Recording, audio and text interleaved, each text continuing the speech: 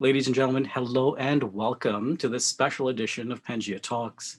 Today in this private talk with Dr. Philip McMillan, we lead with science and education to create awareness about COVID-19, autoimmunity, and vaccines. On COVID-related topics, Dr. McMillan has interviewed over 40 medical, science, and health professionals from over 10 countries, including immunologists, virologists, molecular biologists, as well as university professors and GPs. Since the pandemic started, Dr. McMillan was the first person to video interview Dr. Robert Malone, one of the inventors of mRNA vaccination.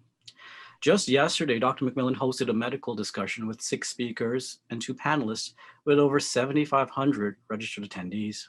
People from all over the world are joining us for this important talk. People from Canada, the US, New Zealand, Japan, and the United Kingdom, to name just a few. In addition to the diversity of nationalities on this call, we also have a diversity of attendees today, and that includes concerned mothers who have, I think, in my opinion, one of the most important roles on the planet, and that is caring for our children and our families. We also have joining us today corporate executives and business owners who are responsible for the health and safety of people within their organizations. Additionally, attendees include medical and healthcare professionals who are in several ways fighting COVID-19 to keep us all safe. This diverse audience means that we have to be mindful of how we communicate this information in a manner that meets the needs of our attendees, as not everyone on this call has a medical degree or science background.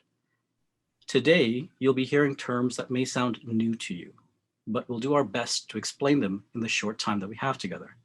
Terms like ACE2 or terms like macrophage.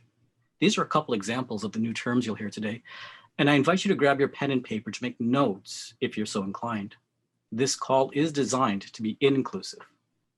We asked Dr. McMillan for an hour of his time on this call after receiving over 200 questions and comments from the attendees for this event alone. We are aware that we won't have the time to get to all of them on this call. However, we are considering how to arrange future calls to get some answers to you. And if we're lucky, Dr. McMillan might be able to share some more of his time with us today. We understand that some of you may have commitments past the hour, so you're free to join us for as long as you choose. During this talk, we will support statements made with scientific research, peer-reviewed literature, and real-world experiences. This session is intended to inform you and not to influence you. We encourage all attendees to conduct their own research and conduct their own consult their own health and medical professionals. And now for the introductions. My name is Declan Winston Ramsaran. I am the Managing Director of PANGEA Private Family Offices. We are a Toronto-based wealth management firm that helps successful global families flourish for generations. At PANGEA, we define wealth differently. We believe that wealth transcends dollars and decimals to also include the human elements of personal well-being, family intellectual capital, and family and community legacy. Part of our service model cares for our clients' personal well-being. Over the past months, PANGEA clients and team members have expressed deep concern about how the pandemic has affected various areas of their lives. We listened, we encouraged, we supported, and now we act with intention. This call with Dr. McMillan is our initial response to support our clients, our colleagues, and our community. As I serve our community, I'm also board chair of the Vrai Héros Foundation. The purpose of the Vrai Héros Foundation is to support frontline workers, nurses who are fighting COVID-19 to help keep us all safe. I now have the joy and the great pleasure to introduce someone I greatly respect and admire, my dear friend and colleague, Jackie Allison. Jackie and I will moderate this call jointly. Jackie is moderating from the United Kingdom, and I am moderating from Toronto, Canada. Jackie Allison has more than 20 years of experience working with major financial institutions and mining companies in the fields of financial analysis, investment management, and investor relations. She holds an MSc in mineral exploration and a PhD in mineral economics from McGill University. Ms. Allison is chair of the Management and Economic Society, CIM. She's a member of the Canadian Institute of Mining, Metallurgy, and Petroleum Council, which is that CIM acronym. She's also a trustee of FCIM Foundation, and member of the Humber College Finance Degree Program Advisory Committee. Ms. Allison is a CFA charter holder and a professional geoscientist, providing institutional investment advisory services with PANGEA Private Wealth. As an executive director of McMillan Research, Jackie applies her understanding of research and expertise in communications to COVID-19, contributing to a peer-reviewed paper published in Frontiers in Immunology in March 2021. Now I have the privilege of welcoming our honored guest, Dr. Philip McMillan. Dr. McMillan is a consultant physician in the NHS UK with over 20 years of medical expertise. For over a year, he has conducted research to improve the understanding of COVID-19. In April 2020, he proposed that severe disease is an autoimmune response triggered by the virus. Since then, he has co-authored and published 2 papers outlining the theory of autoimmunity in COVID-19 and providing a comprehensive explanation of the associated symptoms. Dr. McMillan is also an international keynote speaker on dementia, having presented at conferences in Singapore, Japan, Italy, Ireland, UK, Canada, and China. He recently proposed a breakthrough theory on the pathology of dementia and has developed deep insights into brain function and strategies to protect memory. Dr. McMillan is also the founder of McMillan Research, based in the United Kingdom. Dr. McMillan, on behalf of our PANGEA clients, our team, the attendees on this call, and those folks who are trying to still get into us today, as they're still coming in, as I see here, we would like to express our deep gratitude for sharing your precious time and insights with us on this topic that has impacted us all. Dr. McMillan, welcome to PANGEA Talks. With that, I'll roll the microphone over to my colleague and the co-moderator for this session, Jackie Allison in the UK. Jackie, welcome to the call. Thanks very much, and thanks for that kind introduction. I would just quickly start off by saying that McMillan Research is one of the Vision group of companies, and these are involved in medical research and communications. And here the focus is on science, looking at the fundamentals of physiology, and that's the study of how the body works, and pathology, which is the study of and diagnosis of disease. And so this is how we're able to understand complex diseases like COVID-19. And so with that quick introduction, I'm going to move on to Dr. McMillan. One more thing, I just wanted to pose a couple of questions. We had great questions coming in, so thanks so much for those who took the time to word those questions to us. Lots of overlap in the types of questions that came in, but here I'm going to pose a couple of them that will probably encapsulate some of those that you had. Why are some people asymptomatic in COVID-19 while others end up in the intensive care unit? You might also have asked yourself, well, which groups are vulnerable in COVID? Why are steroids being used as a treatment? How do breakthrough infections occur? And what is long COVID? So some of the kinds of questions we had, these are questions we're hearing all the time. And with that, I'm going to pass it over to Dr. McMillan. Thank you very much, both of you. I really appreciate that introduction. I was thinking to myself, are you guys talking about me? But anyway, quite a few people on here I can see I've probably interacted with somewhere, probably on LinkedIn. And so they would have heard me speak about autoimmunity. So for those people, please be patient, because for others who have never heard the concept, I need to take it slowly to make sure everybody understands it. The basis of how I approach research is that if you don't understand primary pathology, you're going to struggle to be able to understand disease.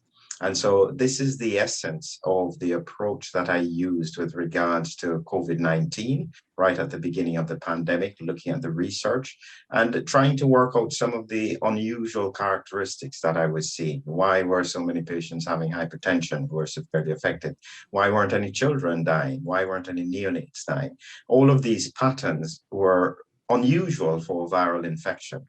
And so that had triggered my thinking and my research to go along a particular line.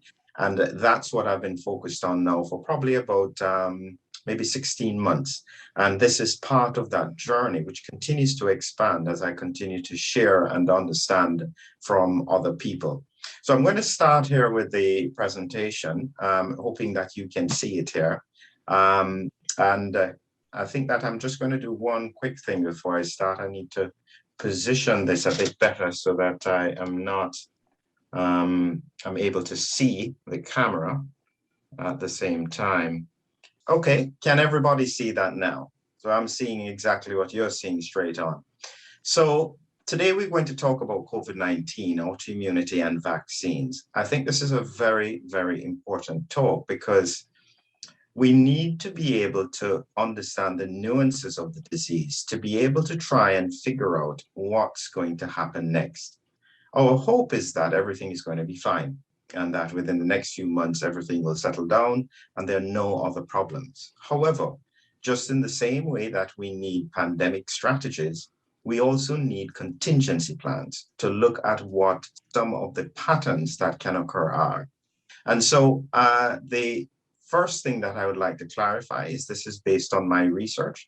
As best as possible, I focus on a peer-reviewed research and some of my own clinical experience. Do not think that anything that I say here will ever substitute for you speaking to your own doctor. And so therefore, you must always get your health advice from whomever you usually deal with. So that's just a disclaimer with regards to the information that I am sharing.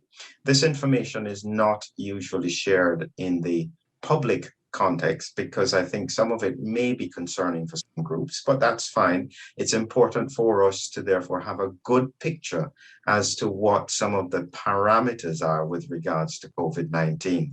We had a quick review by Jackie with regards to the topics of the conversation, and so I'll just get straight into the presentation. The first thing that we have to realize is that Israel is very important. I remember when the epidemic started in China, before it was a pandemic, and everyone looked at China and thought, wow, look what's happening there.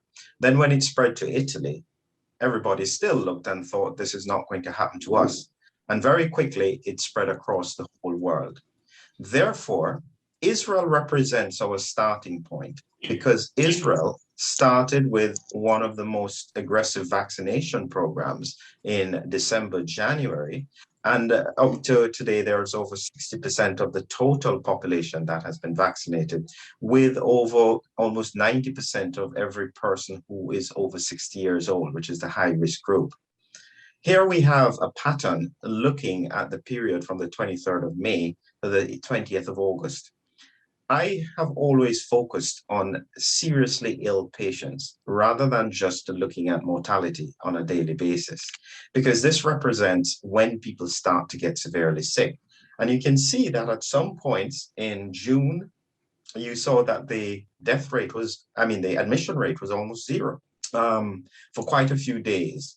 And then it slowly started to rise, and it has now reached a peak, which seems to be impacted at the moment with regards to booster doses. So it's not continuing to rise, but it has remained elevated for a period of time. If we ignore this, as we have in the early part of the pandemic, that's a mistake, because whatever is happening in Israel is likely to happen in every country across the world because they are ahead of us by about 2 to 3 months. So we can expect a similar pattern to occur in about September, October in, say, the UK. And I think Canada was a little bit further behind with regards to the US, so it may be a little bit later for them. You just need to take it about 6 months beyond where the maximum amount of vaccinations were delivered. So why is this important, autoimmunity in COVID-19? And it's really because this is what I believe is primary pathology. This is the primary reason that people die in COVID-19. And if we understand this, it will help us to know what opportunities are there to treat, to identify, and to protect people who are at risk for severe disease. So the basic premise, COVID-19 is a viral-mediated autoimmune disease, and I'm going to take you through that so that this makes sense. The most important concepts are it's a virus that causes an autoimmune response. Dr. And as I said, it's Declan here. Can you hear me okay? Yes, go ahead, Declan. I just want to prepare you. I'm going to have a lot of questions for this, so I may pop in from time to time, okay? Just give me the heads up. Absolutely, that's fine. You just said viral mediated autoimmune disease. I'm a finance fellow. I don't have a medical degree. So I grabbed my pen and started taking notes. So I just want to let you know that. Thank you for being patient with us. Absolutely. So this is what I'm going to break down. First, the virus, and then you have comments of other participants saying the same thing and laughing about it. So this is what I need. I need to make sure people understand what I'm talking about. But it's very important, because if we understand this, that's what gives us the opportunity to save lives, protect long-term health, and support the economy. I'm going to demonstrate that an autoimmune disease is nothing unusual.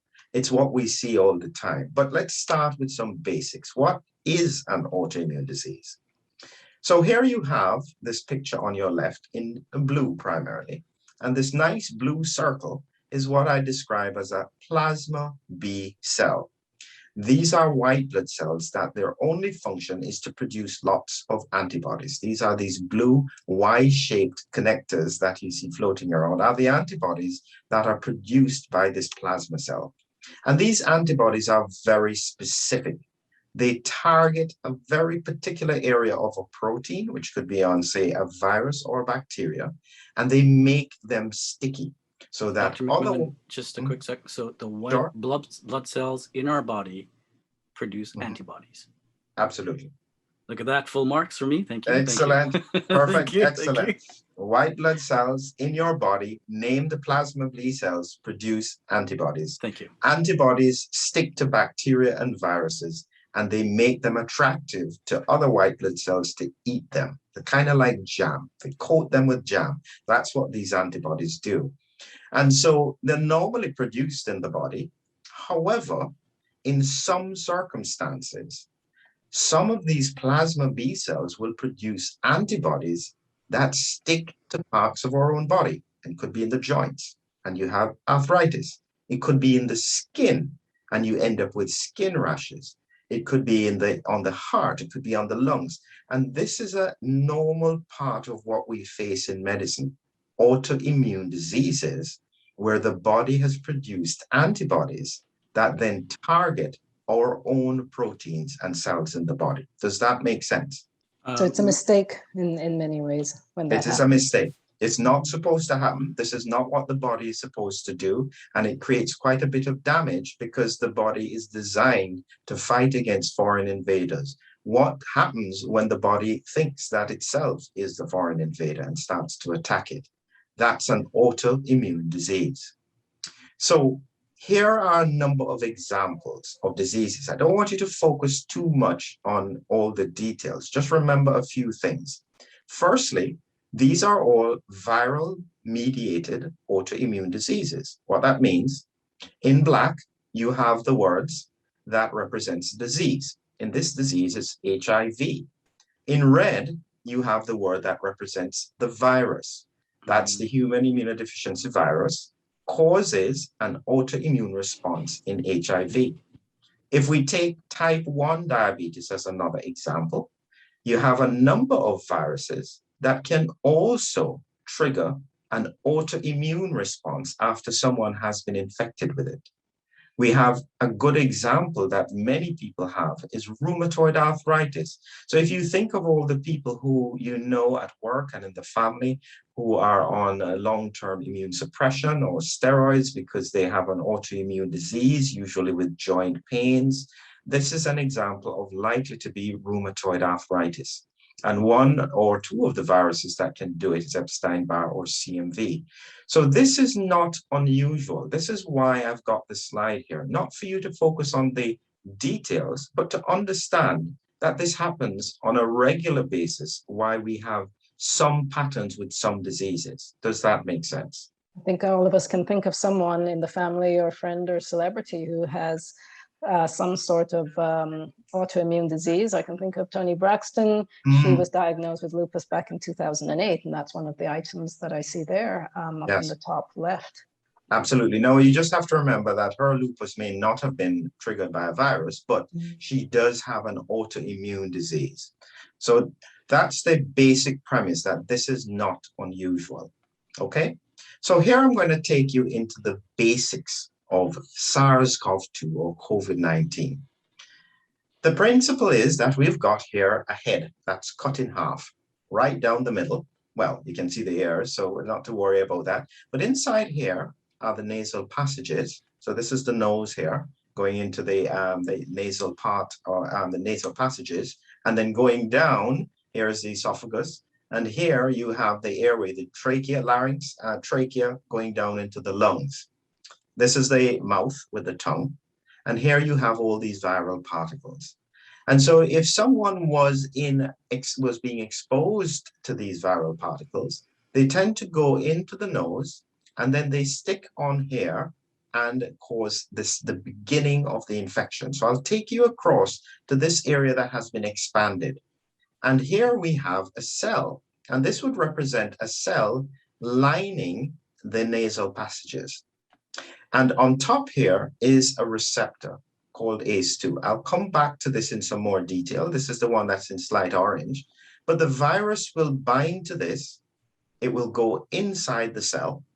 And once it's inside the cell, the virus takes over the machinery of the cell to make multiple particles. It's almost, I guess if you imagine an army took over a factory and started to make tanks of their own, this is what it does. And then all of these viral particles, so it makes thousands of them.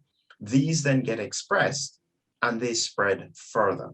This cycle takes about 10 hours. Wow. And so if you imagine here, it goes in here, binds, replicates, and then spreads down into the lungs, binds, replicates, and spreads some more. And so this is a very important principle. It's about a 10-hour cycle. So 1 to here, and then here to the lungs, that's about 30 hours. And then from there into the lungs, into the bloodstream is about 40 hours. So 40 hours is less than 48 hours. So even within 2 days, this virus is probably getting into the bloodstream. And this is an important point that I'll come back into a little bit more detail about the way how the virus evades interferon. And this is how it's able to do it by stealth. But we'll come back to that. That's the basic. Just before we go, thank you for this so very much. I just have to ask a question just for myself. Maybe others on the call have already gotten it. The ACE2 sounds like the image I had in my mind is like the ACE2 that's connected to that cell is like a hand pulling the other particles in. Is that how that works? You could say it. It's grabbing onto the particles. So a good example someone had said to me is that it's almost as if what happens when you pick up a hot pan on the stove. And you grab it, you can't let it go, and you pull it away. Technically, you're pulling it into yourself. So that's kind of a better example. They're not friends. They're not friends. The ACE2 is not there for the virus. It just so happens that the virus knows the ACE2 is there, and it's using it as the key to unlock the cell. Okay.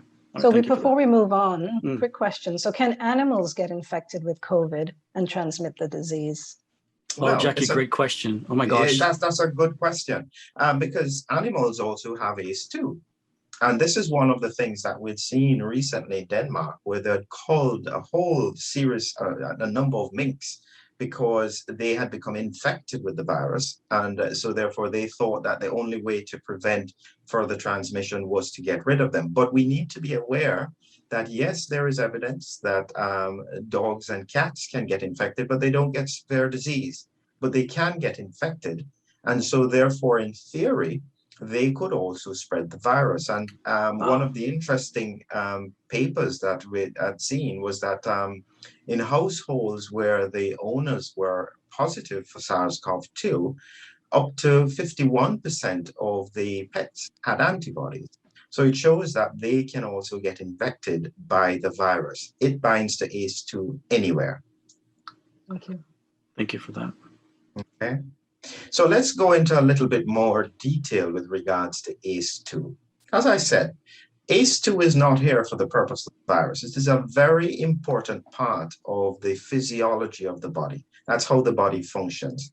And all it does is that it takes one protein, again, the name angiotensin 2. Just remember that it takes this protein and it clips off the edge of it and changes it to something else. And the purpose is to reduce blood pressure and inflammation. And so it's part of a series of enzymes that work together to help the body to be healthy. As I said, the virus for whatever reason, has chosen this as the entry receptor.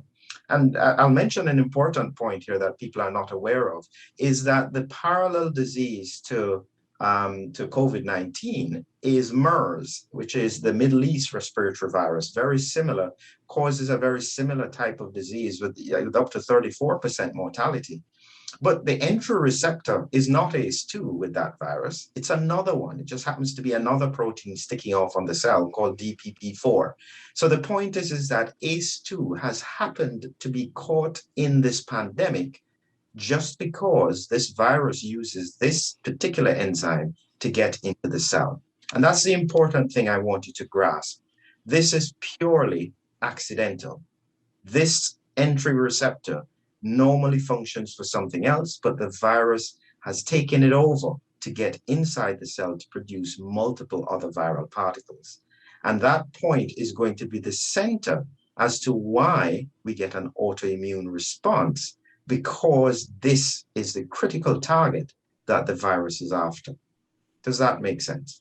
It makes sense to me to some degree, but it also allows me to go into and I don't think we've got the time for it, but it sounds to me that you describe a dimension of the virus having an intelligence to go and find that ACE2. Like, that's fascinating to me. Oh, it's not really intelligence. It's just that the virus is always mutating. And so if it happens, the only viruses that can survive are the ones that can spread. And so if one hits a receptor that it can replicate in, then that's the virus that will spread. It just so happens that in this case, it has bumped into ACE2 as part of the things that it would bind to. Okay? Acknowledged. I think we're getting some comments here that I want to share back with you. We've got some folks saying that it makes sense to them. Another comment is it's not intelligence, but it's evolution is what we're talking about here. This is fascinating. And I think that comment alone talks to about mutations downstream, but I'll leave that to you. I don't have the acumen to talk about it. Over to you. Excellent. So moving on, the next thing to remember is just as ACE2 is on the cell, it's not in every cell. Where is it located?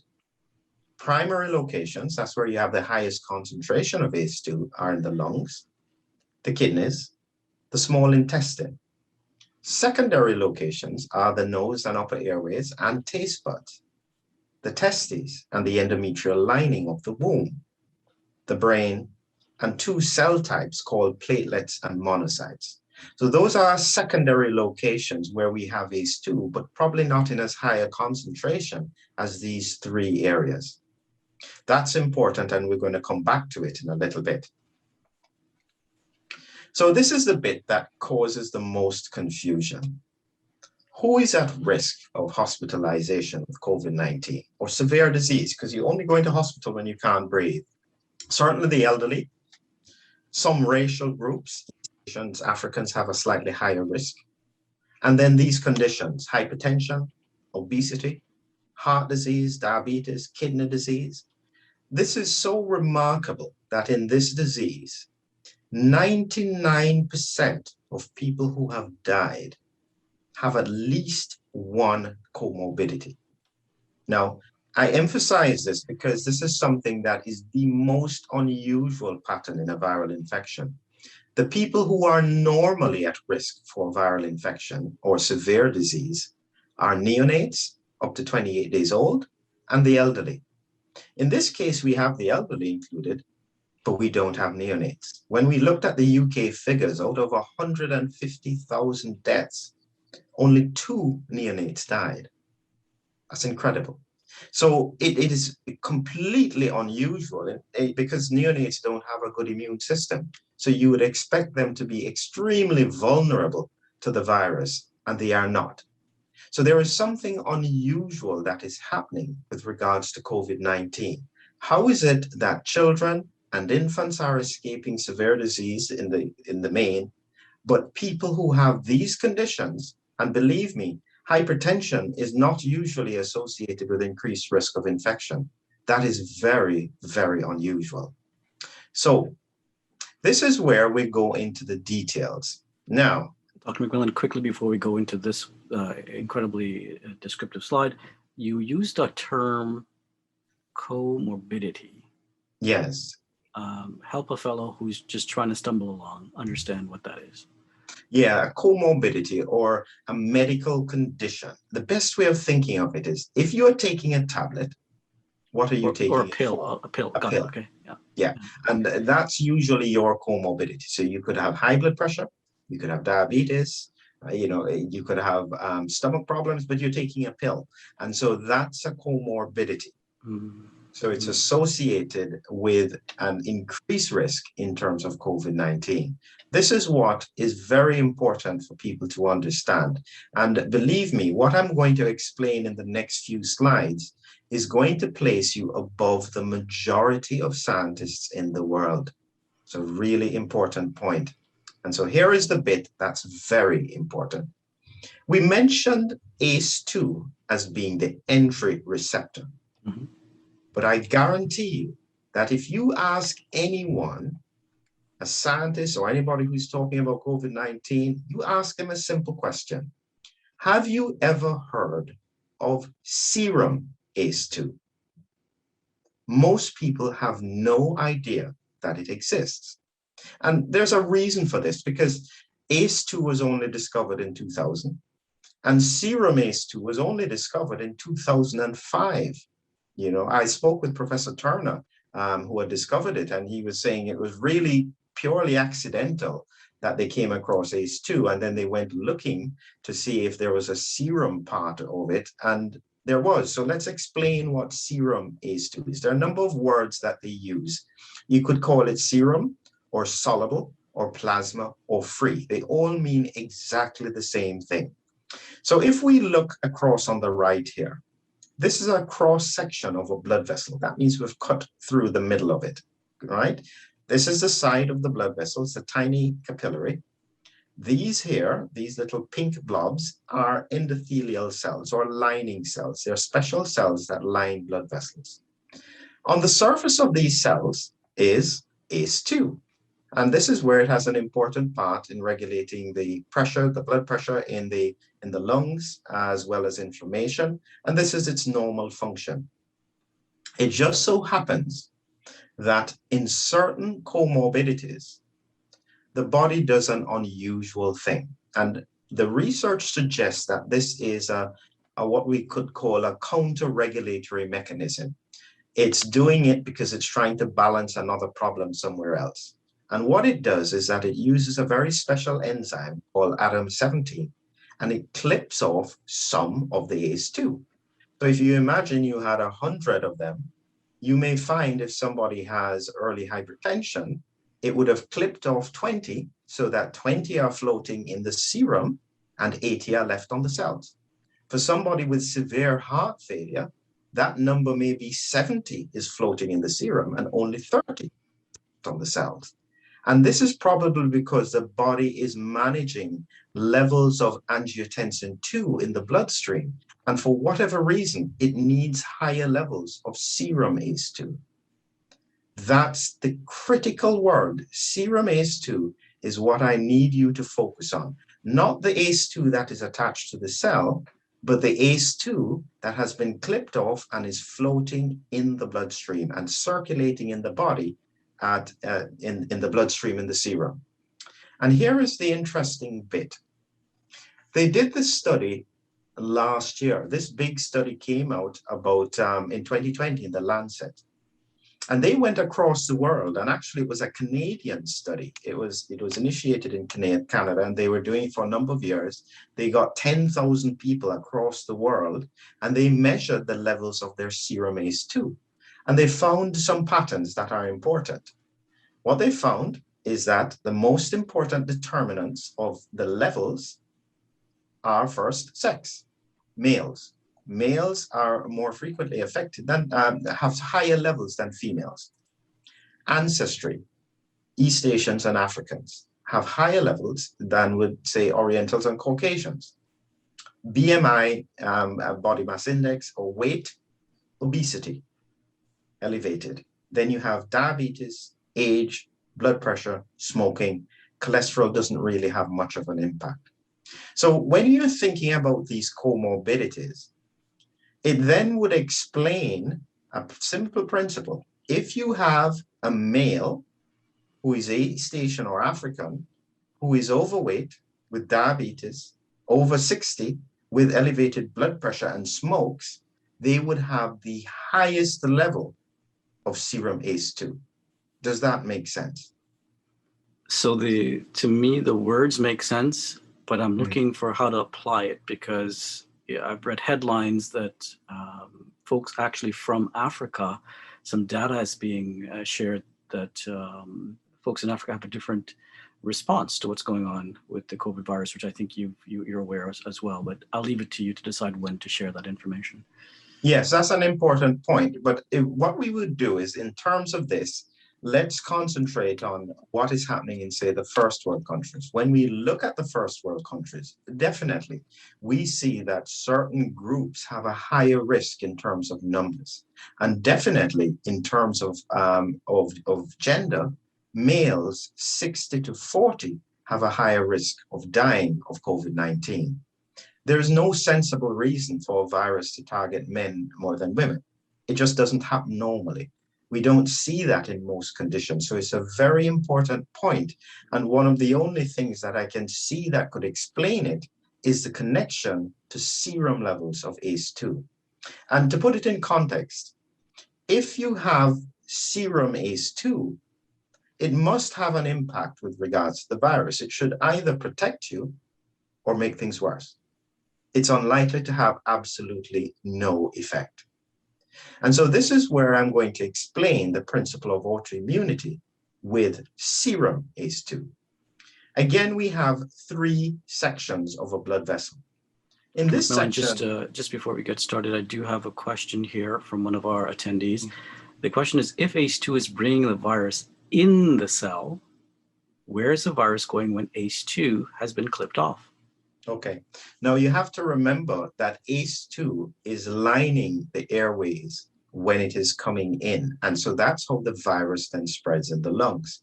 And then it reaches what we call in the alveoli. There's some specific white blood cells in there that have lots of ACE2 on them. And that's what gets infected and causes further spread. Now, the alveoli are sitting right on top of the blood vessels because that's where the oxygen exchange takes place.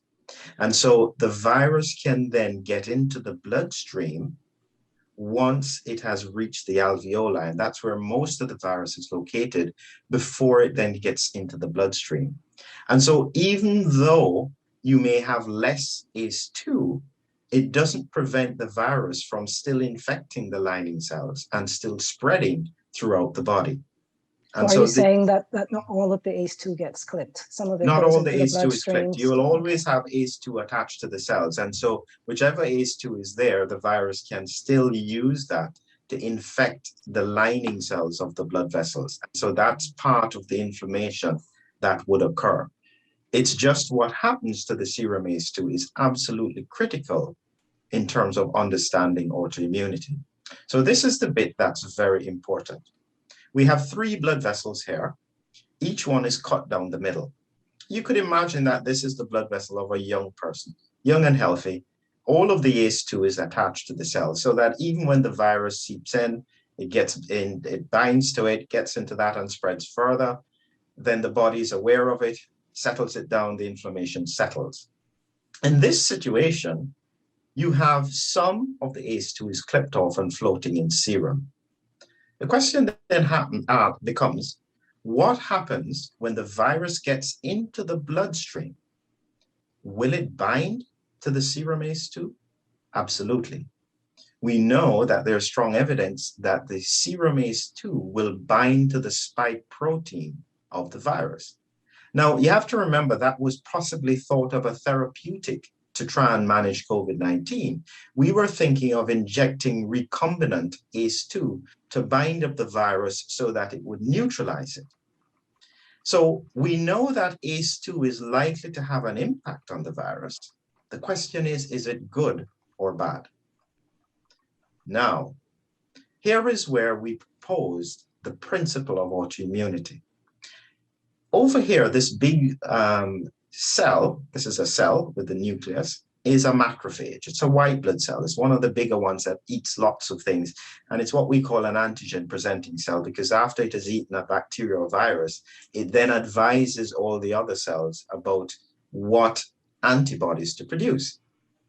When the virus is bound to serum ACE2 in the bloodstream and gets trapped, this macrophage will come along and eat it up. But it cannot differentiate the spike protein from the serum ACE2. And it will therefore assume that this is also part of the spike protein. What it Does that happen then, because it's so tightly bound together? Because they're so tightly bound. And that's one of the differences between the first SARS-CoV and SARS-CoV-2 is this virus binds ACE2 more tightly than the original virus. And so then what you will end up with, and as again, you can see the pattern here, serum ACE2 binds to the virus. The virus then is picked up by the white blood cell. It is then processed, and literally the white blood cell will break it down into all the small pieces and present them to multiple plasma cells to produce antibodies. And this is where we have now a plasma cell. So if you imagine for each virus, you may have produced 30 plasma cells producing antibodies. However, some of these plasma cells will also be producing antibodies against serum ACE2. And what that means is that these antibodies will then go and bind to the ACE2 in the blood vessels, it will bind to ACE2 on the virus, it will bind to ACE2 in the bloodstream. And the body will then assume that wherever you find antibodies bound, this is a target that needs to be damaged and taken out. And this is what we explain as the autoimmune response that occurs in COVID-19. This is a big bit, and I need to make sure you grasp what I have said there. Is there anything I've said there that doesn't quite make sense? For me, Dr. McMillan, what would be helpful? I think I understand the theory. I think I understand the illustrations. Could you now translate the theory and the illustrations into the real world scenario? How does this manifest or present, I think is the medical term, in the real world? Yeah. All right. So in the real world, the primary part of the body that is damaged. So as you say, the reason that people die in COVID-19 is because they cannot breathe. All right. So the lung damage that occurs in COVID-19 is the primary cause of death. How does this occur? It has always been described as a cytokine storm or immune dysregulation. That means that the body is producing loads of inflammatory products that cause damage to the lungs, and that's why people die. In this case, the antibodies will damage the blood vessels in all of the linings, in all of the little sacs in the lungs. And to illustrate it, you have about 480 little sacs of air in your lungs. And each little sac is like a tiny little balloon. That balloon is then connected to a tiny blood vessel, and that's where the air is exchanged. So when you have approximately, say, 75% of that 480 million that is damaged, that's when you'll have people struggling to breathe. And they'll have a little bit of problems walking upstairs and so on. When you have lung damage that has damaged about 80%, that's when that person is probably going to need oxygen at home. If you have someone who has oxygen 100% on a ventilator, and we still cannot get oxygen into the bloodstream, that suggests that probably almost 90% of those little blood vessels are blocked. And that's what we call the microthrombi. These little clots that form because the blood vessels are inflamed, and they are inflamed because the antibodies are targeting ACE2 on all these blood vessels. And you get a very severe lung inflammatory response. Does that make sense? Incredibly fascinating. I've heard about in the media, blood clots related to the virus and other conversation around it. And I have a perspective. I'm not saying it's the same thing that I've heard in the media, but thank you for sharing that perspective. We have a comment or a question rather from an attendee, a participant asking, have these specific auto antibodies been isolated? That's a good question. And that was what our research was focused on. We wanted to find autoantibodies to ACE2 in June of last year. And we were focused on trying to get funding for the research project. Johns Hopkins beat us to it. So in October 2020, Johns Hopkins was the first to demonstrate that we had autoantibodies against ACE2, and this was associated with more severe disease. This was again demonstrated, I think, just about 2 months ago in France, autoantibodies against ACE2 associated with severe disease. But because the scientific community is not yet completely aligned to it, it hasn't got, I think, the attention that it needs to get. And that's what I'm trying to do, is I'm trying to continue to raise this awareness that the answer is right in front of us. Autoimmunity and producing autoantibodies to ACE2 is the primary pathology in COVID-19. So if clotting is the issue in the lungs that's causing people to have shortness of breath and potentially need oxygen or even die, is there something that can reduce the clotting? Is this where vitamin D comes in? Well, vitamin D is an interesting, I shouldn't say medication, it's an important part of our lives. But vitamin D has a very interesting relationship with blood clotting.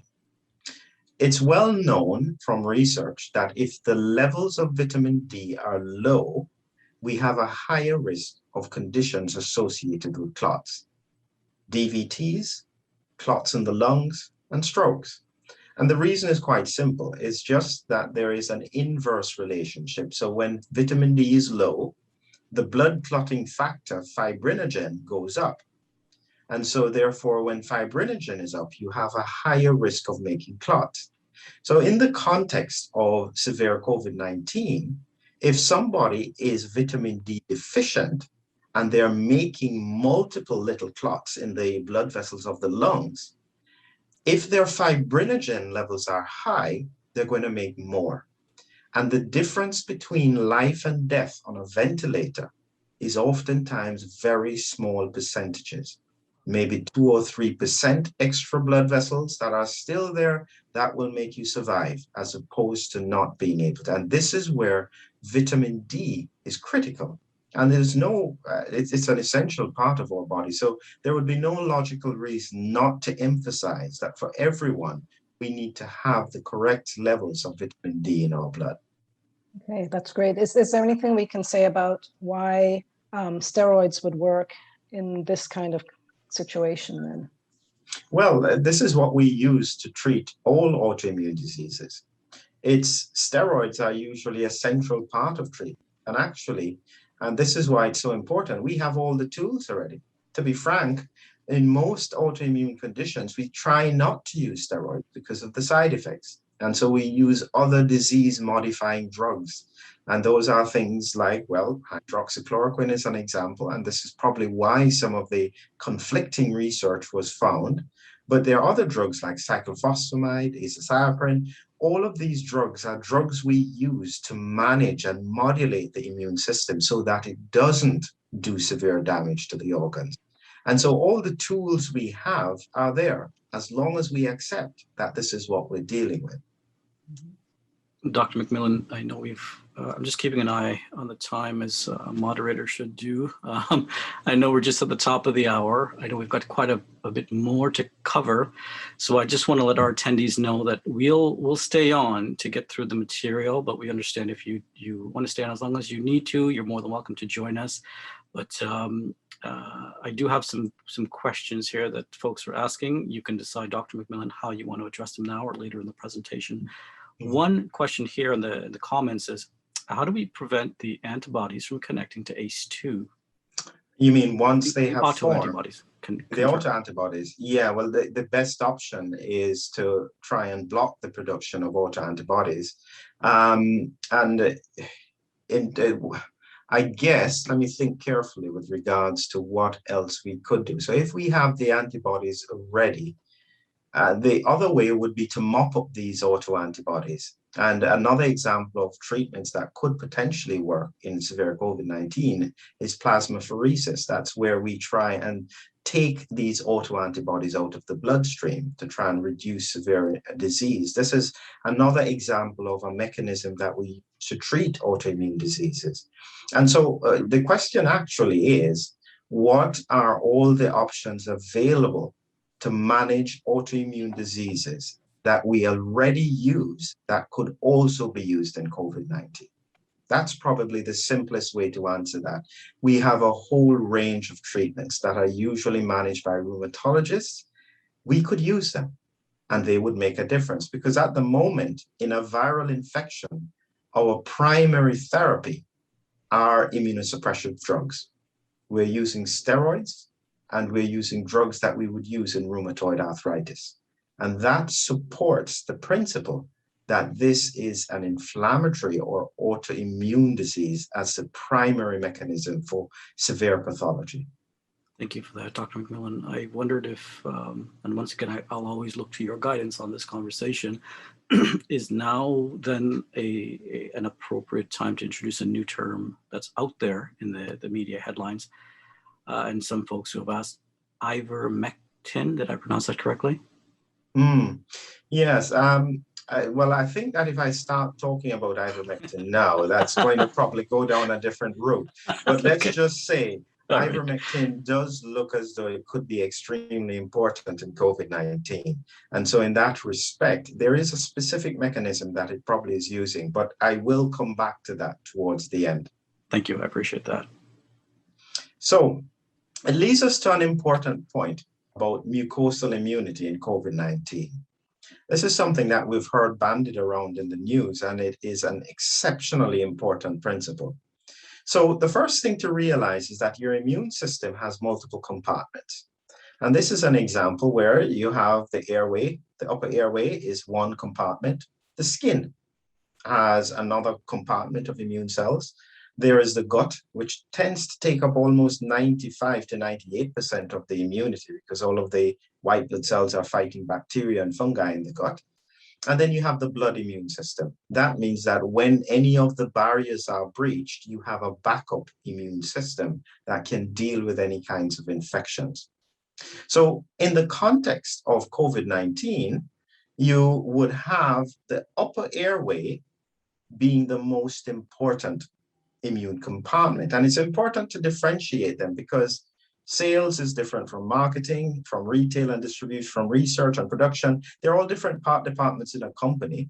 And you don't expect to suddenly take your people from the marketing team and they can suddenly do production. It doesn't work like that. They have different skill sets. It works in the same way with the body. The upper airway is used to dealing with viruses and bacteria. The skin tends to deal with different kinds of pathogen, mainly bacteria, not viruses. And so each one has different strengths. In the upper airway, it is primarily about viruses and bacteria.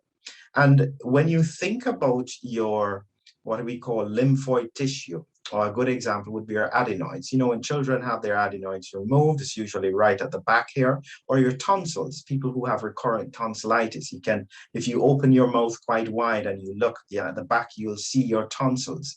So these are a critical part of the upper airway immune system. And they produce a specialized antibody called secretory IgA. So this is the first time we're talking about the different kinds of antibodies. So there are different kinds. You have IgM, IgG, IgA. Those are the three that I will mention. And the simple principle is that when you first get an infection in the bloodstream, your body produces IgM. They're big and they stick onto many things. Then after about 10 days, they produce IgG in the bloodstream. But in the upper airway and in the gut, it produces IgA. And this specific is mixed in with the mucus and the saliva, so that if a virus or bacteria comes in, they get trapped. Then you can cough them out, sneeze them out, spit them out, blow your nose. They're trapped in the mucus and they can't get away. So this is a very simple mechanism that the body does to prevent infection.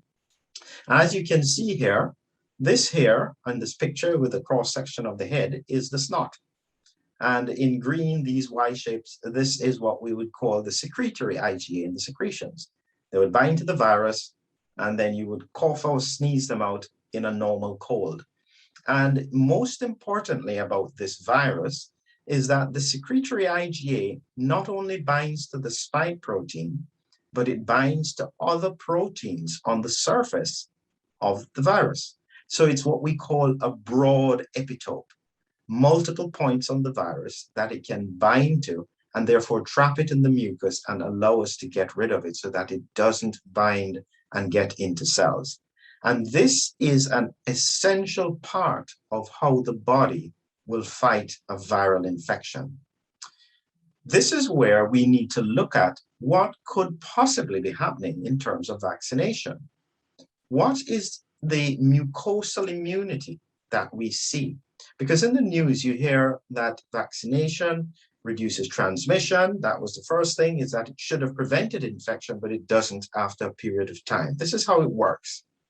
When you can explain this to your friends and family, it will sound very, very impressive. So follow this.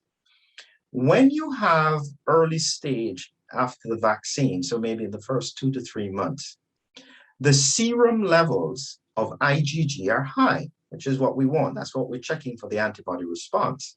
So some of that IgG will leak into the secretions and complement some of the IgA. But if you notice, the amount of IgA that is produced with vaccines is actually low. It's what we call a weak secretory IgA response, because an injectable vaccine doesn't particularly trigger the mucosal immunity.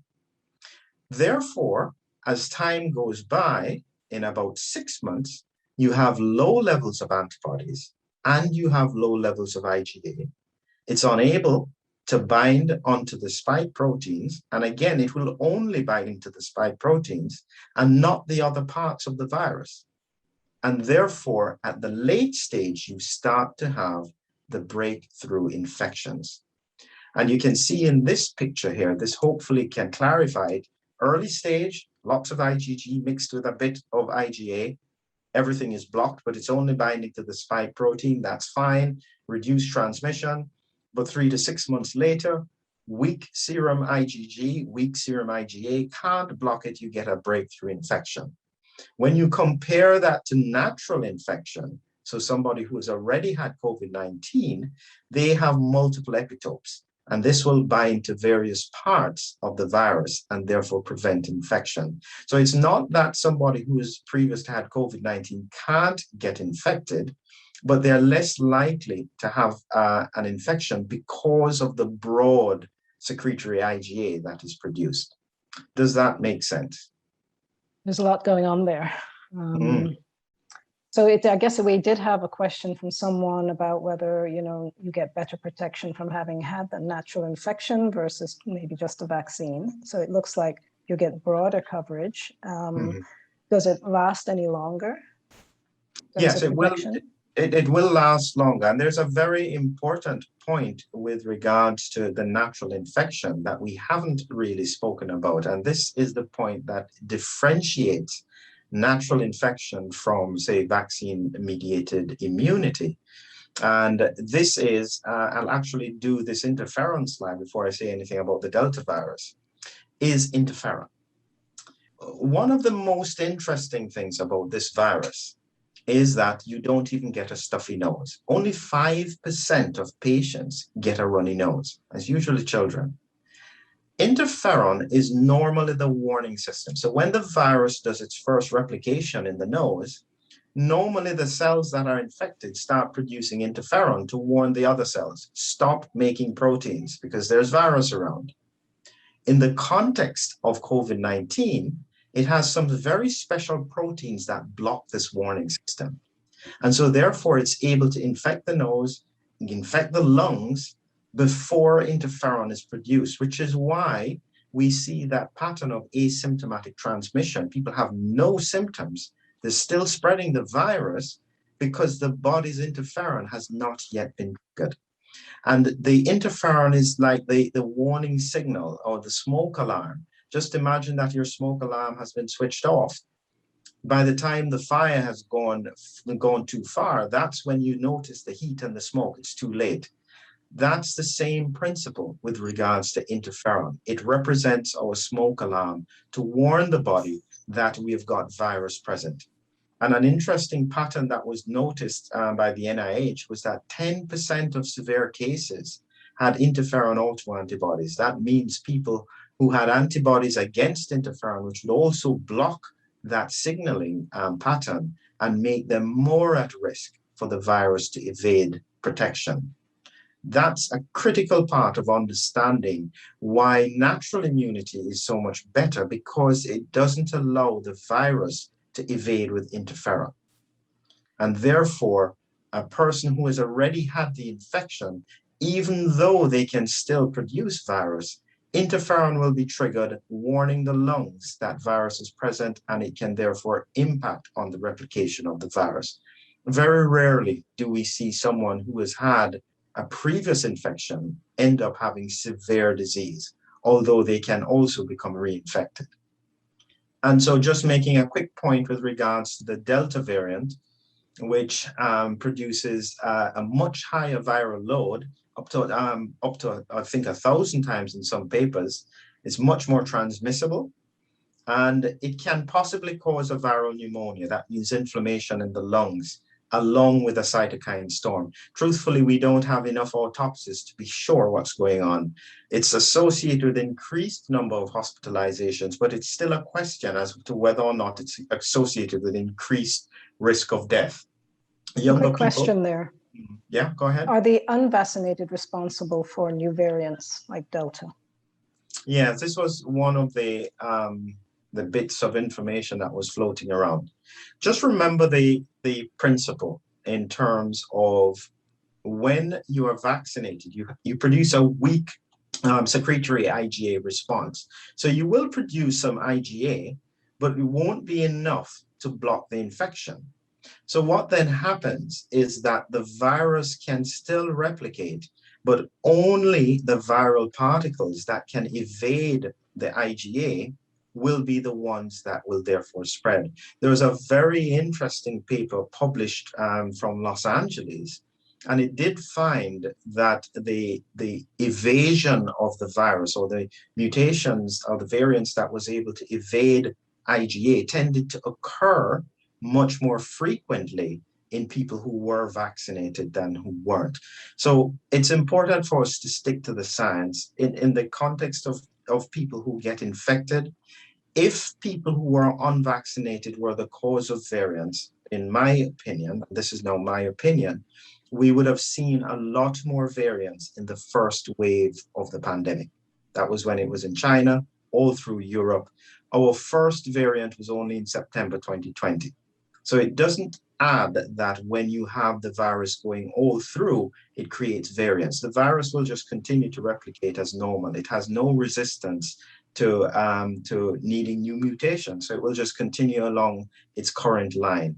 And so therefore, I don't agree with that principle that the unvaccinated are increasing the risk of variants. Indeed, Dr. McMillan, even the science is saying that that is incongruent, that presumption. If we can, if you don't mind terribly, tabbing backwards about 2 or 3 slides, I just want to get to this one here. Actually, it's just one. Thank you. So let me see if I understand this correctly. And I just want to make sure that folks that are listening get this part of the conversation. What I am understanding, and please do correct me if I've misinterpreted what you've articulated, the vaccination, while it does produce antibodies, when compared to what the body itself can do naturally in response to receiving the virus, the body produces more antibodies that has a longer term effect. And so it actually is better prepared. Is that the right terminology for future reinfections? Is that correct? Yes. Just remember the most important principle for severe disease. And from a clinical point of view, I have no particular interest in people who are just positive on a PCR and have no symptoms. I'm interested in people who get sick. So from the perspective of people who get sick, once the body recognizes the virus is present and triggers the interferon, you're not going to get severe disease. Wow. It is probably the most important factor that was found even with MERS and SARS-CoV, the original epidemic, is the reason you had severe disease was what we call delayed interferon. If the interferon response is delayed, you're much more at risk for severe disease. So natural infection will prevent that from happening. It doesn't happen in the same way, it seems, with a vaccine-related upper airway mucosal immunity, only if you still have high levels of IgG with the weak secretory IgA. And this is probably why booster doses are coming in, because they need to maintain this level of IgG in order to prevent breakthrough infection. Right. So is this why we saw the cases going up in Israel, that chart right at the beginning? That's right. Wow. So it would mean that that's where most of the population was. Therefore, you give the booster dose to increase the serum IgG and try and block this. The problem with that strategy is twofold. One, we don't know what the impact is of a booster dose. And secondly, we don't know how long that will last. If the booster dose only lasts 6 months or 9 months, you then have to repeat the cycle unless the pandemic had disappeared. Okay, how are we doing for time then? Do we need to progress a little more through this presentation, or should we take some more sure, questions? yeah, indeed. I think the folks that are here are getting value from it. And I think this was an incredibly, Jackie, thank you for asking that important question. I have another question coming in on WhatsApp, which I'll ask in one moment. Deb, thank you for that. So here, let me demonstrate some learning. So in this particular slide, are we then talking, so where do folks with the comorbidity fit into this slide? Does that in terms of, well, they will still have the normal response. Now here's I guess there's an important point. When we think of the amount of people who have been infected across the world who have comorbidities, they haven't all died, okay? The question is why? What is it that would make somebody who has comorbidities not end up with severe disease? One of the very important principles has been that any exposure to a previous coronavirus or even a rhinovirus produces a strong secretory IgA response to infection. And so therefore, in those people, you don't get severe disease. And that can be up to 80% of that cohort who is at risk. And this is why it seems quite random as to who could get severe disease.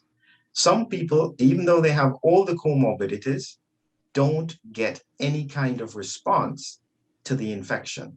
Oh, and that could simply be just because they have already been exposed relatively recently to a cold virus, and therefore they are producing secretory IgA, the virus can't get past it, and therefore it doesn't cause any severe inflammation in the lungs. Dr. McMillan, may I ask one question coming from someone with a science medical background? She asks, have you seen or do you know of any cases, and I hope I'm pronouncing this correctly, of encephalitis secondary to COVID? Does that make sense to you, the way I've read that? Yeah, I have seen cases. Yes, you can certainly get an encephalitis with COVID-19. The question is it an encephalitis caused by the virus, or is it an autoimmune encephalitis? Based on the time frames with regards to the viral infection, usually the virus peaks at around day 10 to 12, and then the levels fall off rapidly as the body produces interferon and other things to mop it up. When we see a lot of these presentations, it's not in the first week. So if we had seen encephalitis occurring in the first week to 10 days, I would think it was directly related to the virus. Anything beyond that, and you have to remember, most patients only present to hospital at probably day 11 before they get really sick. And at that point, the viral levels are already falling. So this is now about the immune response to the virus. So I believe that most of those cases that we see are immune-mediated encephalitis. And so far, the pathology hasn't demonstrated high levels of virus in the brain. And so it's not likely that this is an infective cause for the symptoms. And sorry, by day 11, you mean 11 days since the person became infected, not since they saw symptoms? Yes, 11 days. Most people will not see any symptoms until about day 3. That's when the virus hits the bloodstream, and then they get the little fever and they start the interferon response. The first 2 days are usually completely asymptomatic. And this is due to the vaccine? No, this is just normal. This is just because the virus evades interferon. Understood. Last question that this person is asking here on my WhatsApp is in the same topic, in the cases that you've seen, any specifically related to children, males, 17-year-old kiddos in that range, teenagers? If they get what? Encephalitis? Indeed, in any known cases related to the COVID. I'm sure there will be cases, but I don't know personally. I haven't specifically looked at that research. Thank you. I appreciate that very much. Thank you for taking that personal question from an attendee. I appreciate it. Someone has asked if the vaccine will affect the protection you get from natural infection.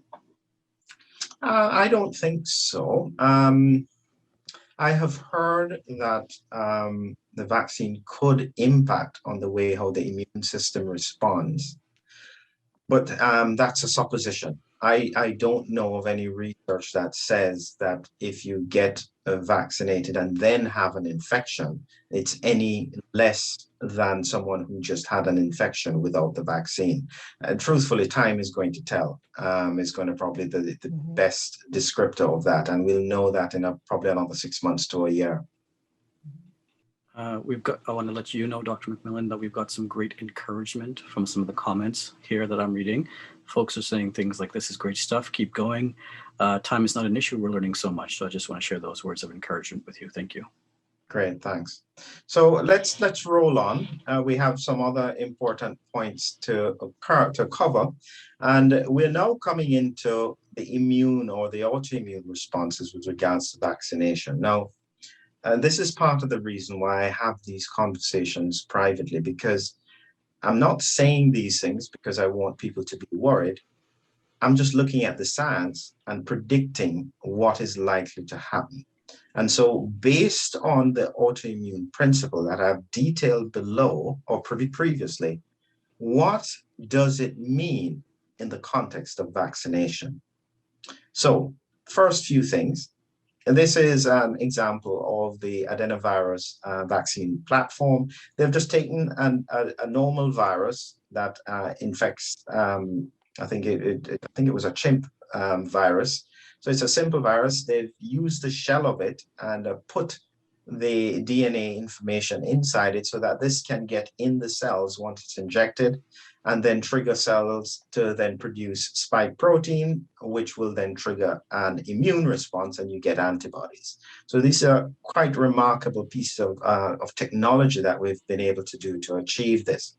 Similarly, with the mRNA, the Pfizer and the Moderna, instead of putting this in a vector or viral vector, what they've done is they've put it in a fatty particle, which will then get inside the cell with the mRNA and then produce lots of spike protein, which then triggers an antibody response. And both techniques produce good antibody responses on injection.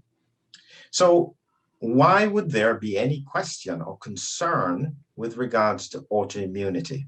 So the first principle you have to understand is that I've always said, this is not a normal flu. This is a different kind of disease. And so we have to be very careful when we think about how we approach it. So let's take it a step further. This is where the vaccination occurs in the deltoid, in the muscle. We've injected the mRNA or the viral vector. The body then produces spike protein. So the question is simple. If that person has serum or free ACE2, what happens when it combines with the spike protein? because we know that it binds tightly to the spike protein. This was what was seen certainly in the Pfizer early testing. They know that it binds to what we call recombinant ACE2, which is very similar to free ACE2, and the two bind tightly together. So what is the immune response to this new protein? My prediction is that a percentage of it will be picked up and processed and triggered to having your plasma B cells now primed to produce autoantibodies against ACE2. And so this is a very important concern that I've always had. The immune system is likely to be primed in a number of people. I have no idea how many, but I expect, based on the principle, that this would occur. There are two areas that are of importance: the platelets and the macrophages. Both of them have moderate levels of ACE2 on their surface. And so if you produced antibodies against ACE2, what you would find is that you would make platelets stick together. So you would see a higher risk of thromboembolic events, strokes, heart attacks, DVTs, anything like that. You could potentially have things like problems where the platelets get damaged and you have low levels of platelets, thrombocytopenia. And in some cases, you may see where you have clotting and bleeding with the cerebral venous sinus thrombosis. That's one of the serious side effects that has been recognized, I think, certainly with the AZ vaccines. Similarly, with the macrophages, if you have autoantibodies triggering these, you will then have a low level, what we call macrophage activation. And a lot of people struggle with things like fatigue, headaches, just non-specific symptoms that can occur. And these are sometimes post-vaccination symptoms. And there's some very good work from Bruce Patterson from Stanford, who has found that macrophage activation is central to long COVID. And this is what they are looking to be able to manage and treat. And so we have to be anticipating that these are patterns of disease that we could see. As you can see here, autoantibodies triggering the platelets, thrombocytopenia, and clots, and you have macrophage activation here if you are producing autoantibodies against ACE2, which could have been triggered by injecting and producing vaccine-related spike protein. So how is this relevant with regards to clinical presentations? Now, some of this stuff may be high level and it depends on it. And I think I just want to touch on the relevant major organs just for people to understand what it is that I am anticipating that we have to look out for. Because there's a very real possibility that the next phase of COVID is not a respiratory disease. And that's important because if it isn't, we need to know what to look for.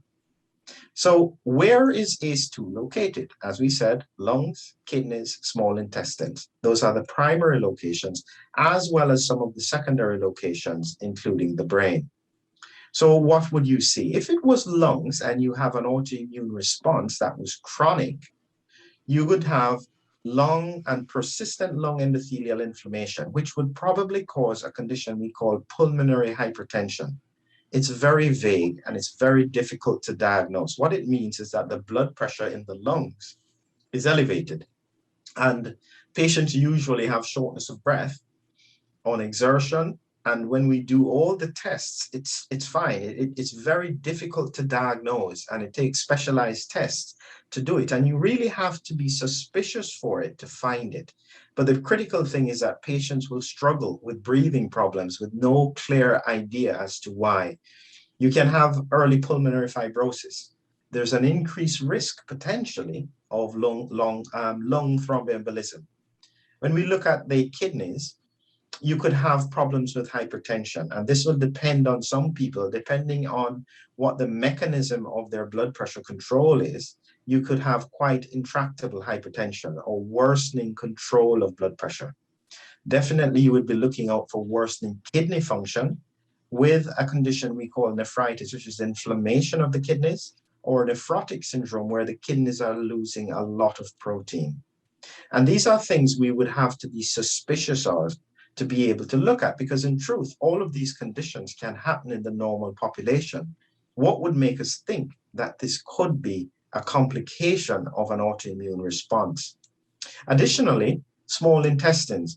For people who already have things like irritable bowel syndrome, IBS, you could see a worsening of their symptoms. And that's something anecdotally that I've already noticed. A lot of people are having much more food intolerance that they hadn't had before.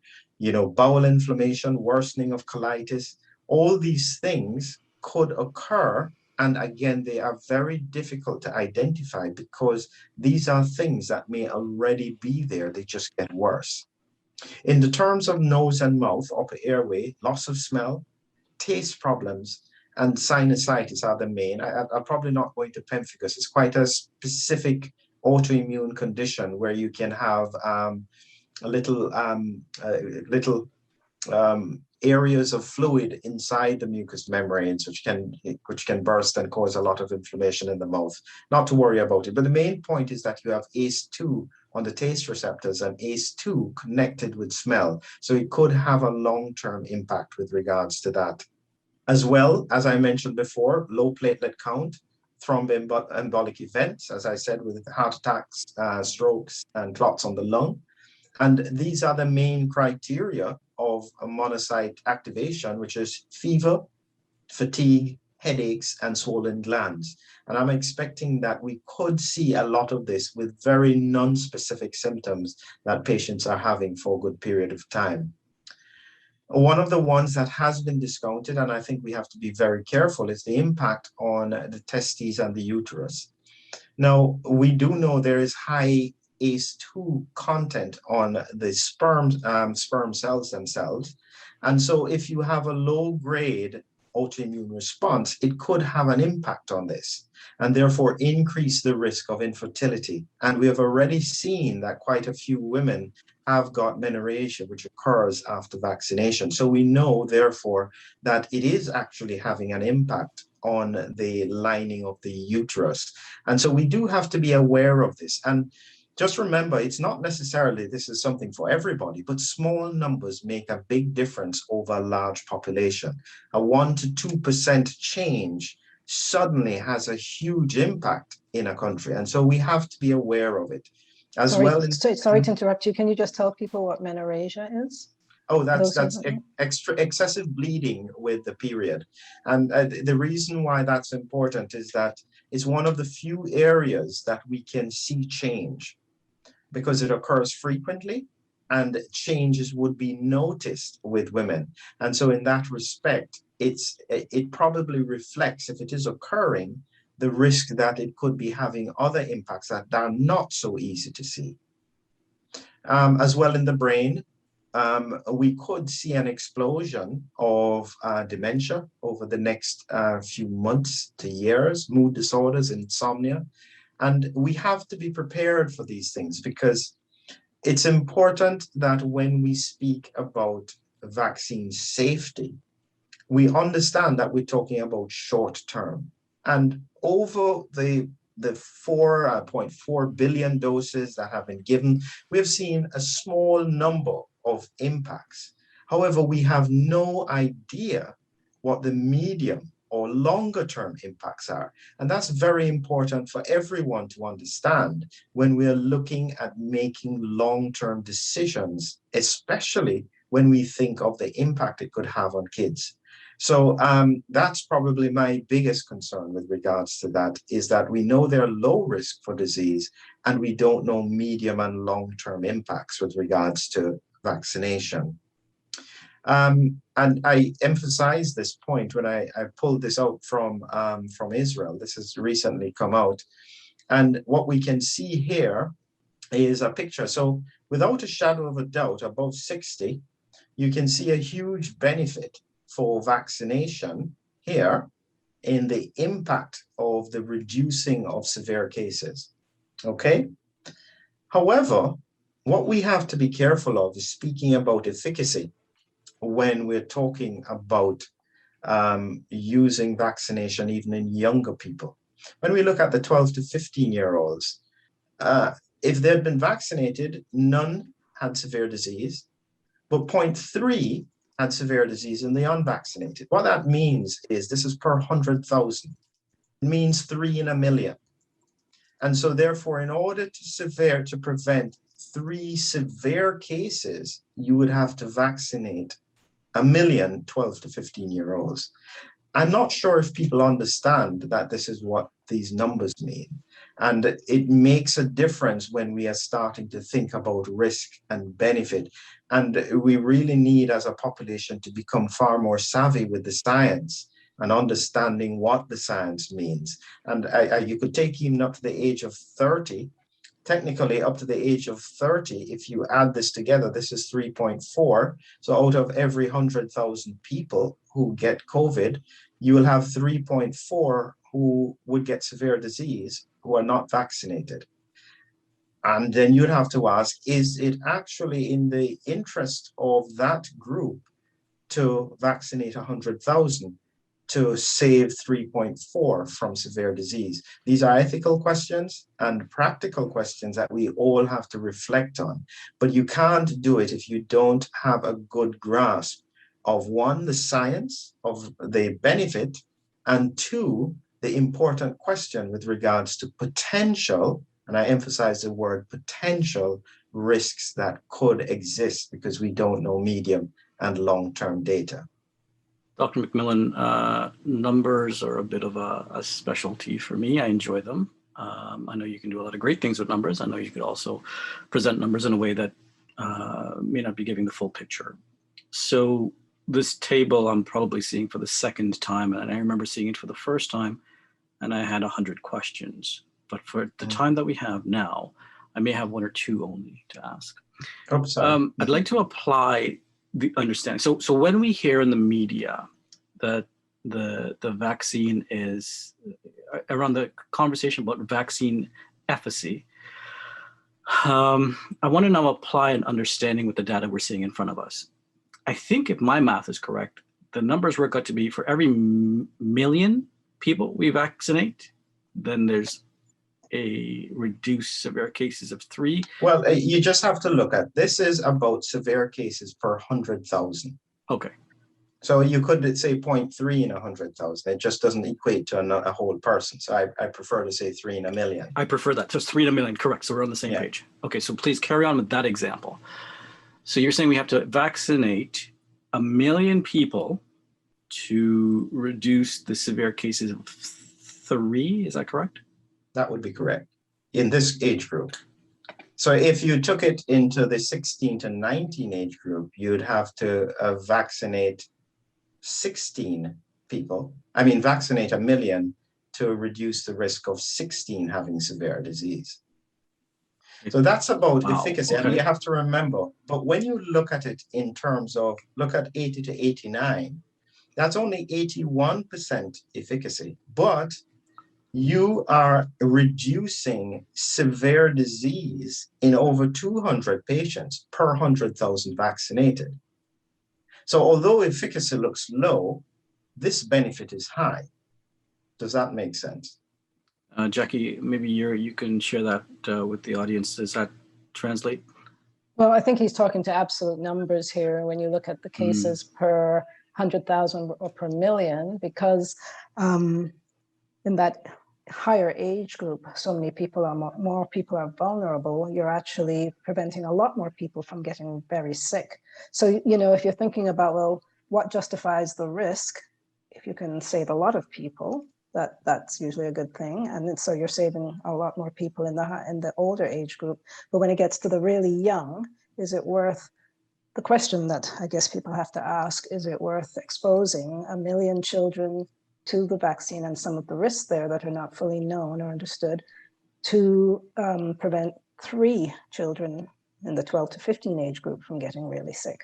Wow, love that. That was an incredible illustration. So the question of efficacy, which you had brought up, 100% efficacy, and that sounds great. It sounds like great benefits, but you know, when you look more closely at the numbers, you're really, because so few people are vulnerable in that lower age group, you still have to balance that with questions on risk. You don't just do it because it's 100 necessarily because it's 100% efficacy.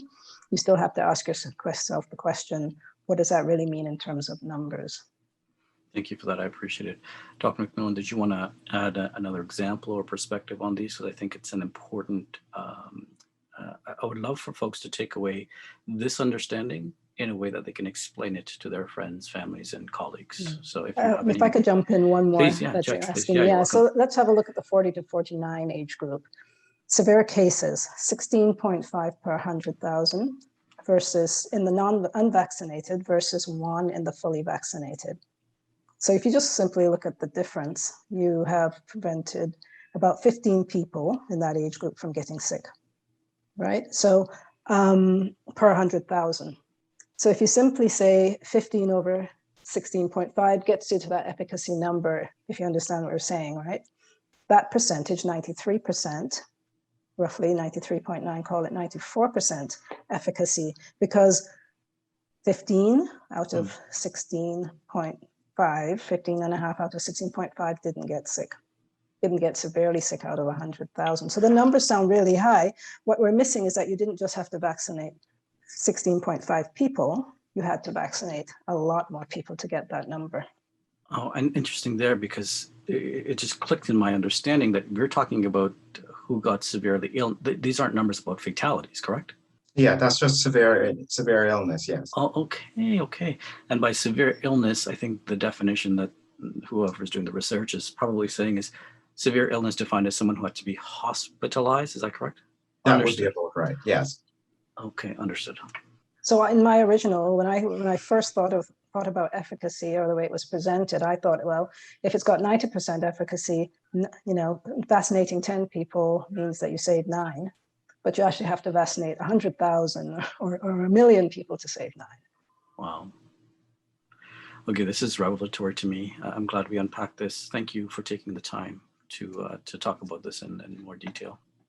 Fine, and as we come to the end, long COVID, just a quick mention, this is probably most relevant because they're finding that up to 80% of people have at least one of these symptoms with regards to long COVID.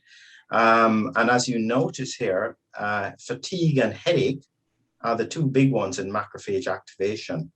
And this is what it seems as though this is, a disease of macrophage activation. Taste abnormalities, 23%, attention disorder, 27%.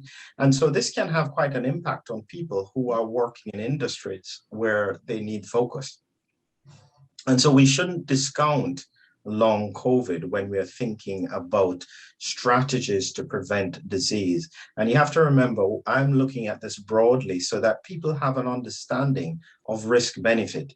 If we could prevent long COVID, say through vaccination, then it may still be quite relevant and quite beneficial. I'm just not sure if the data is out as yet that this is necessarily what happens. And so we have to look at things quite broadly in order to try and make the best decisions for ourselves and our families. Dr. Before you move on, sorry, yes, go ahead, Declan. No, after you, Jackie. I just wanted to get to one of the questions after you. Yeah, I did see one question come through about young people not living in isolation. Right. So maybe Dr. McMillan, you could address the question when people are thinking about vaccination of young people or even thinking about vaccination of older people. What are the factors that really need to be considered? Is it just about themselves? Is it about broader protection? How do you think about that? In the context of family, in the context of family. That's an ethical decision in a sense. What you have to remember is that, so I've heard the discussion that you vaccinate children to protect the elderly. The problem I have with that thinking is that we do know that vaccination doesn't necessarily prevent infection, it just reduces the risk. And so therefore, is it necessarily in the interest of the child to expose them to a vaccine? Now, this is only relevant if you say that you can be sure that vaccination has no risk. If vaccination has absolutely no risk, then yeah, I guess it would make perfect sense to just vaccinate everybody to reduce transmission. What I'm speaking about here is that I think that we have missed a very important important aspect of our decision making that there is likely to be risk? And does that influence the way that we look at some of these decisions? And so the question would be 12 in a million. If you think about it, I think it's 12.6 in a million can get myocarditis with regards to the vaccine. 3 in a million get severe disease. Do the numbers balance? Because the other risk is, therefore, you're saying, therefore, the risk of reducing transmission is worth the risk of getting myocarditis in that group. It's not a straightforward science. We do have to think very carefully about it and understand the science. I think it's fair to say the vaccination programs have targeted the most vulnerable, at least certainly the elderly first, and protected them, recognizing that they're at risk. Mm-hmm. Yes, and that was the correct, the perfect thing to do. I think that based on the observations that I've made, I'm still trying to understand exactly when we transitioned in our plan for vaccination from vaccinating the vulnerable to protect them to vaccinating everybody in the world. And that's a transition that I'm not sure when it occurred and what made us think differently, because that's not how we were thinking in the first part of the pandemic before we got the vaccines. We were looking to protect the vulnerable through vaccination. Jackie, did you have a couple more, or do you mind if I share? No, go ahead. Thank you, I appreciate it. Dr. McMillan, I think in the context of this conversation, we have a comment here from someone who's talked about not vaccinated. And I'll read it to you so that you can actually feel the sentiment of the question. The question says, does not vaccinated, and the commenter put not vaccinated in quotes, does not vaccinated also mean not treated? And the question that followed up is Israel using treatment protocols like those of the FLCCC? That's the question. I don't know if now's the right time, but I'll leave it to you to decide. Yes, well, it comes into an area, as I said, that my focus is on primary pathology. If we understand primary pathology, it increases our options for treatment. I believe that treatment is an essential part of managing the pandemic. So I think what they're making reference to is that certainly in most first world countries, our strategy has been not to treat until someone is in hospital. And even when they get there, to use lower doses of steroids. FLCCC is frontline critical care COVID. I think that's what it means. And they have done some remarkable work quite early on in the pandemic with the use of steroids and using high doses early on. And they are strongly promoting ivermectin. So this is where we come into the ivermectin discussion. And I think that overall, I think the principles that FLCCC stand by seem to be good, but I think that it has almost become political at the moment, and that's what's hampering their message. And I would hope that if we could just stay with the science, we would probably get a better chance of getting that message across. Ivermectin was used in India, and the evidence seems to suggest that they were poised for an absolute disaster with the Delta variant. And they went and essentially just gave ivermectin out to the whole population in most areas. And remarkably, they haven't had the disaster. Now, many scientists say we don't know if that was definitely because of ivermectin. We don't, but we can use observational epidemiology to suggest that it may have had an impact. And so ivermectin is an extremely safe drug. And to me, it's what you call a banker. You don't actually have much to lose. Why not? Even if it reduces the risk in some people of severe disease, for the fact that it has very few side effects, unless people have happened to try and get the animal version of it and try and take it, it is an extremely safe drug. And based on my research, because I was one of the people who wasn't quite sure about it, but when I looked in detail at the research, I realized that ivermectin is an immune modulator. And most critically, it has an impact on the virus being able to evade interferon. And if it can do that, it's likely to have an impact preventing severe disease. So I understand the question with regards to treatment, but truthfully, across most first world countries, the only treatment is dexamethasone when someone is in hospital. Thank you for that. I'm keeping an eye on the time. We're just at 10 minutes, 13 minutes or so to the top of the hour here. On my clock, I know you've been exceedingly gracious with your time. We planned for an hour, and here we are getting into the fullness of the second hour. I wonder, Dr. McMillan, if you felt like there are some last or closing comments that you'd like to make, because I know folks on the call definitely have to drop off, and it sounds like we will definitely need to have a follow-on call at some point, which I'll arrange with you. But in the interest of time, I want to leave you with the final few words, but also express a deep word of gratitude to you for your patience, your grace, your expertise on this call. I know folks have sent me messages of how grateful they are for your time. I know I am personally, on behalf of PANGEA, our clients and our community, and even the Vreo Foundation, thank you ever so much for sharing. But I would love to welcome you to share any final few comments as we look to the last 12 minutes or so of this conversation. Over to you. Yeah, thank you very much, Declan. Again, I do like to talk about the science in relation to COVID-19. And I do hope that we reach a point where we are focused more on science than on perspectives.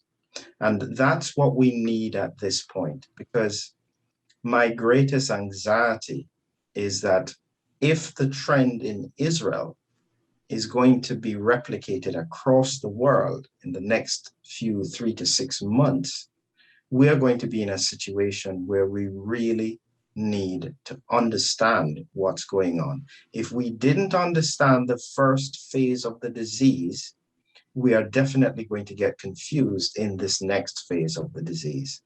And the most important point that I want to get across is that I believe that this is treatable.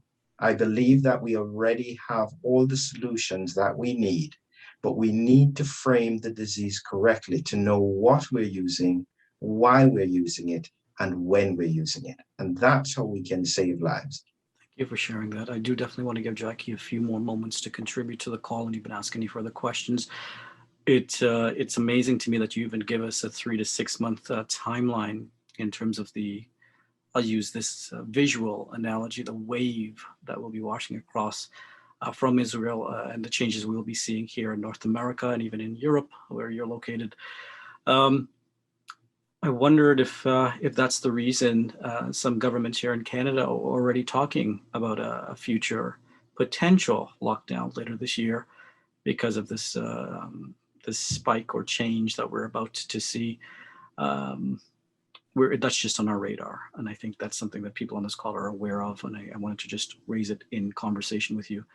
I'd like to roll the microphone back over to Jackie in case she has any thoughts or questions to share back with the audience, as well as to ask you, Dr. McMillan. Over to you, Jackie.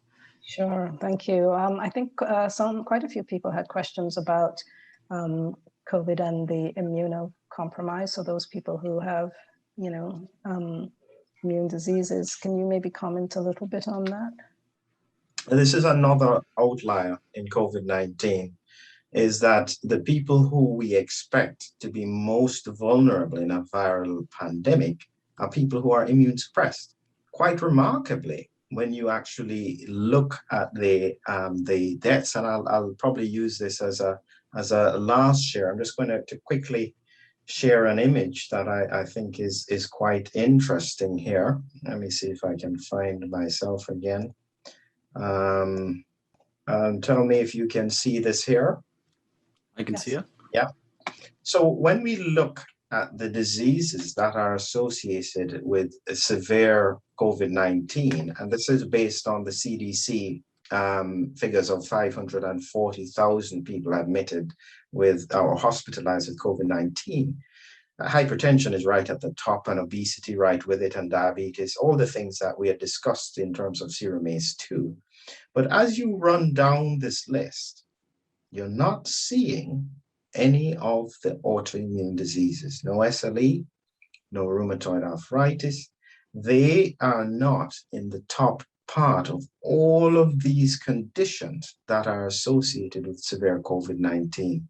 So interestingly, I thought that was an important point because they are already on immune suppression. So of course, they would in effect have less likelihood, even if they were triggering an autoimmune response, to have a dampened autoimmune response because they are already partially immune suppressed. And I think that's an important point overall anyway. So you're saying they could catch COVID, but if they get it, they're not likely to get the severe disease that we see in others because they're not going to have that excessive immune response. That's right, yeah. Okay, thank you. We had a question from someone just very quickly before we who was asking about it. Can someone have be entirely asymptomatic, but then end up with long COVID?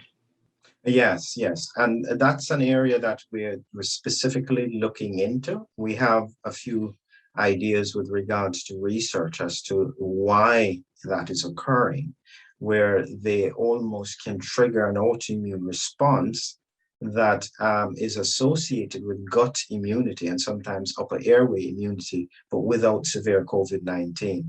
Anecdotally, I have found that many of those patients or people with those kinds of symptoms are oftentimes people who already have some kind of food intolerance.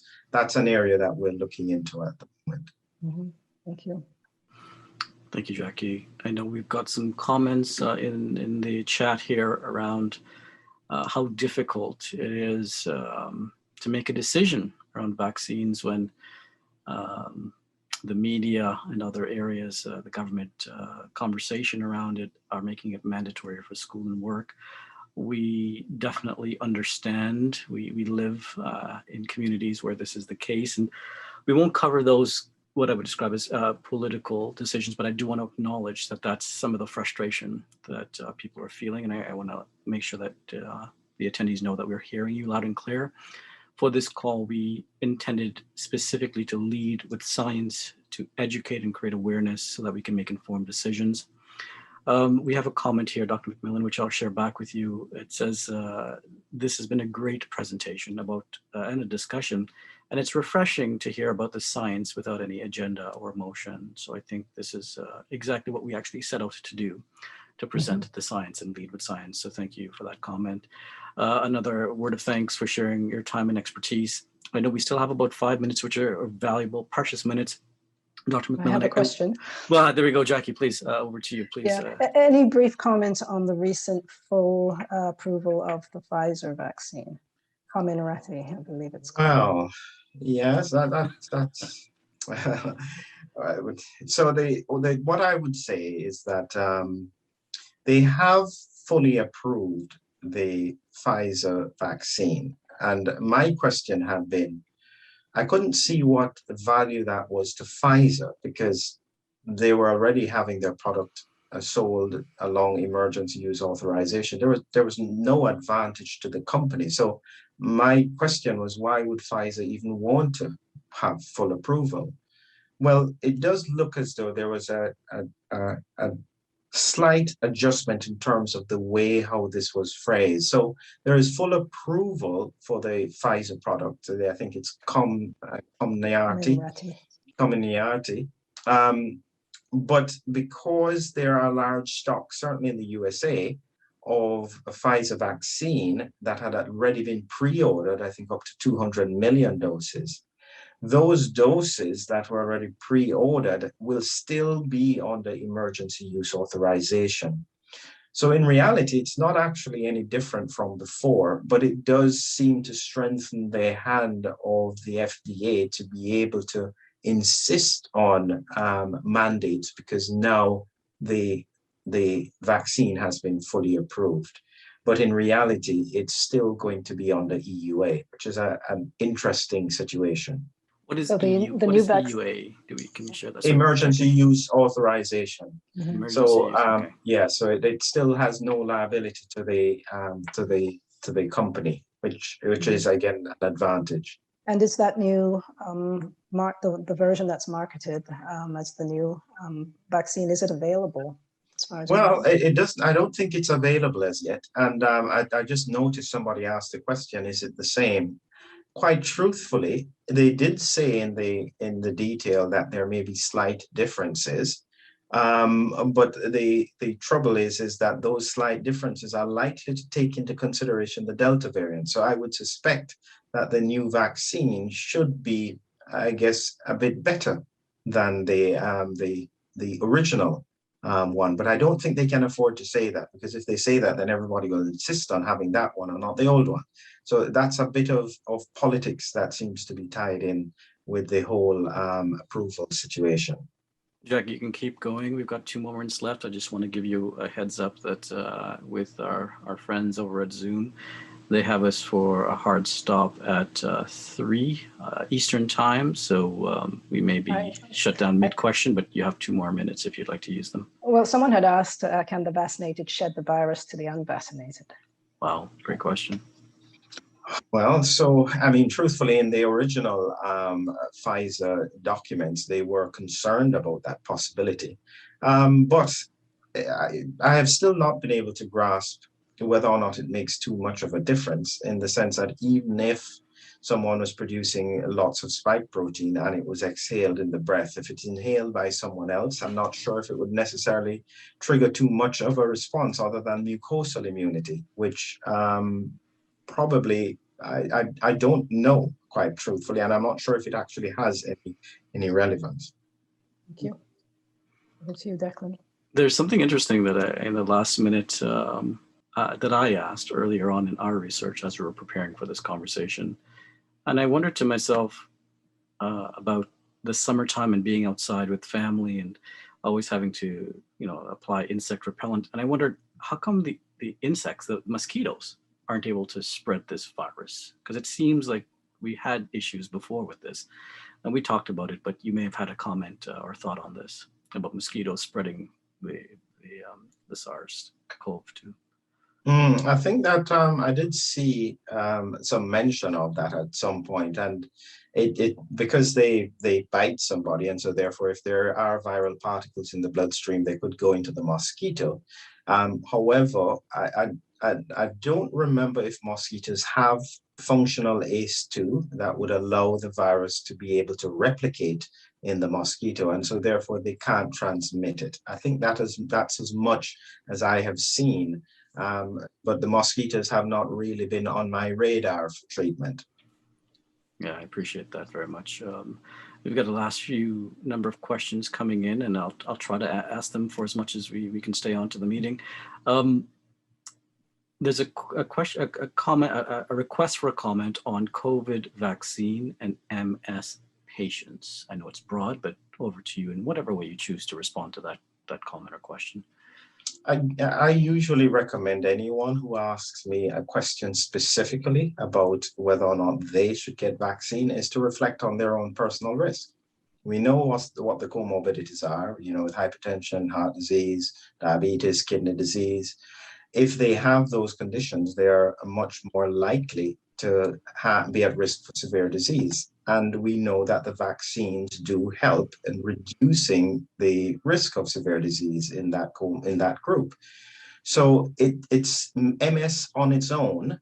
So if you have a young person with MS and no other comorbidities, as far as I would know, MS on its own would not necessarily be an increased risk for severe disease. Could you get increased autoimmunity in the context of MS? Because MS is already an autoimmune disease. It's possible. And you could potentially see worsening of symptoms. That's possible. But I have never seen any specific research with regards to MS patients and the worsening symptoms and the vaccine. Thank you, Dr. McMillan. And it just seems that folks have the comments and questions as we wind down to the last few seconds. Some folks even asking for an expansion on asymptomatic cases. What I'll do then is I'll collect these questions and maybe we can reconvene on them.